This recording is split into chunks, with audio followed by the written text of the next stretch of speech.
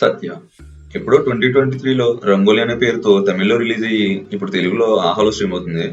ఇంకా 2 hours 14 minutes ఉన్న ఈ మూవీ చూసాక నాకైతే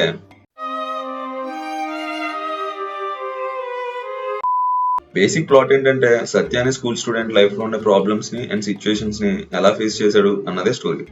అసలు ఏముందని రా వాళ్ళ లైఫ్ లో, స్టోరీ రాసేటప్పుడైనా ఆలోచించాలి కదా. ఆడేదో పెద్ద అర్జున్ రెడ్డి అన్నట్టు బిల్డప్ ఇస్తారు, గొడవలు అంటాడు, టాపర్ అంటారు. మరి ఆడి క్యారెక్టర్ కి ఇచ్చిన బిల్డప్ తో ఆడేం చేశాడురా?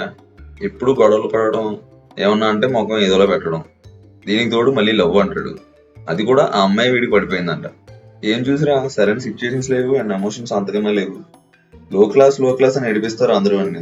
మరి ఆ లో క్లాస్ వాడిని హై క్లాస్ వాడి పొగిడేలా ఏమైనా చేస్తేనే కదా స్టోరీకి ఒక వాల్యూ ఉంటది. అదేం లేకుండా వాడు లో క్లాస్ వాడిలాగే ఉంటాడు అని చూపిస్తే ఇంకా సినిమాకి మీనింగ్ ఏముంటది? దీనికి తోడు ఆ ఫ్యామిలీ ఎమోషన్స్ ఏమున్నారు అందులో? అరే స్టోరీ స్కూల్ పిల్లలకు సంబంధించింది ఓకే, అలాంటి స్టోరీ చిన్నపిల్లలు రాసినట్టు రాస్తే ఎలా రా?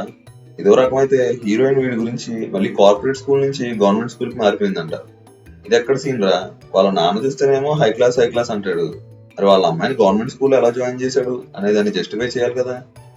ఓకే, ఇంకా టెక్నికాలిటీస్ గురించి మాట్లాడుకుంటే ప్రొడక్షన్ క్వాలిటీ ఓకే, బీజిఎం అయితే అక్కడక్కడ బాగుంది, సాంగ్స్ కూడా అన్ని బాగానే ఉన్నాయి, కానీ స్కూల్ ఫంక్షన్ వచ్చే సాంగ్ అయితే వరస్ట్. ఏమైందిరా బ్యాక్గ్రౌండ్ లో వచ్చే సాంగ్స్ అన్ని బాగానే పెట్టారు కదా, మరి డైరెక్ట్ గా వచ్చే సాంగ్ ఎందుకు ఎలా చేశారు?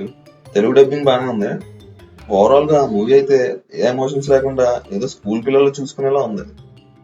ఇది మా మూవీ చూసాక నా ఒపీనియన్. ఒకవేళ నువ్వు ఈ మూవీ చూసుంటే నీకు అనిపించిందో కామెంట్ చేయి.